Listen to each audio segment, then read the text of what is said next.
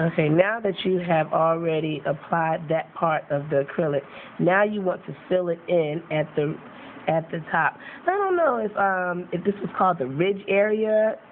10 years, I don't know if this is the ridge filler area. Jessica, is that the ridge filler area? I think I remember saying something about the ridge filler area. So anyway, we're not going to use technical terms here, but you're going to go back, you're going to take only a tiny bit, and the reason why I said a tiny bit is because you're only filling in that line, which will separate the pink acrylic that you're going to use for the top and this glitz and glam magnetic pink acrylic. Okay, so now that we have already done the top of this, now we are actually ready to apply our brush. Always make sure that your brush is clean. If you are using product control, you will not have to worry about too much of liquid or acrylic being on your brush. Therefore, you don't have to use two different brushes. If you are an amateur, and I mean a very fresh amateur, then it is better to use two brushes for your two-step method. However, product control is very important, and if you're using product control, you don't need to use two brushes. Now, I wet the tip of my brush again, and I don't know if you can see, but when I say wet the brush, I just mean the very tip of the brush. Always think about product control, okay? And I am going to use my one ball method and go to the very top. Let's try this again, I'm sorry. Wet top of my brush, and use the one ball method and go to the top of her nail. Wet it again. Spread it up to the cuticle.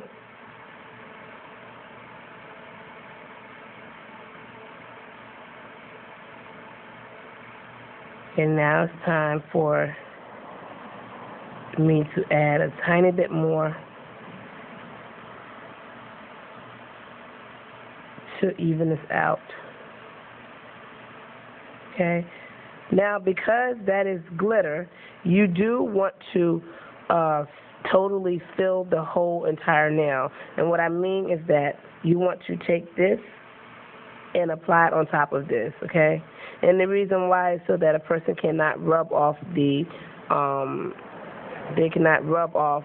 that glitter off of the nail, your client. If she brushes up against anything, she can't rub this off. So you want to apply enough so that when you drill or you sand, it has an even flush, okay? This is the finished look before you start to sand and clean up the area, okay? So that is the two-step method, okay? Now,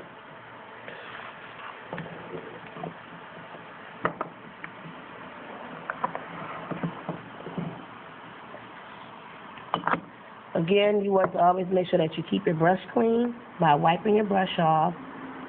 I always smooth my brush out with my index finger, and I apply pressure to it, making my brush prepared and ready for the next use.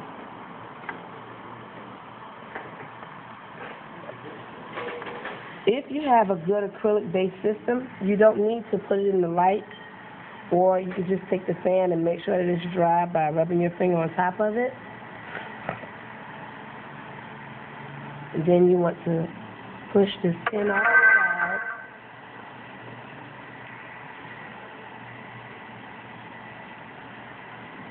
And that's it. You don't want to do too much seesawing with your client because you can cut the side of their skin. So you want to seesaw a tiny bit.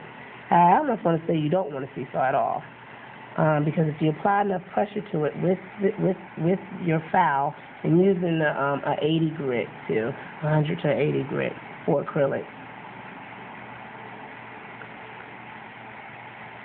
that is it. Okay.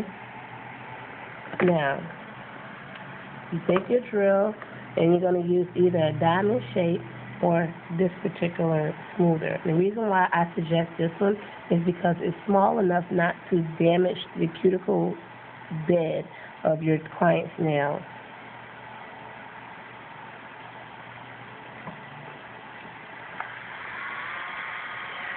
Your drill speed determines how experienced you are and how much work you have to use.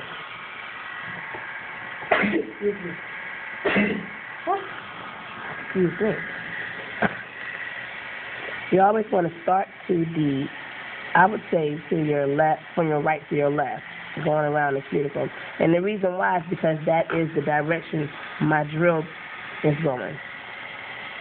You don't want to fight against your drill.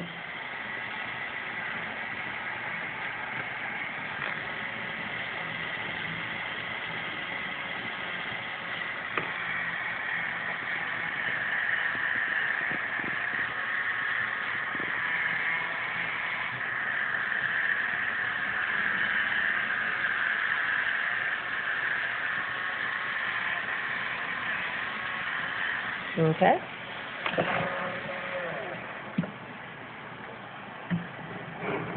Now you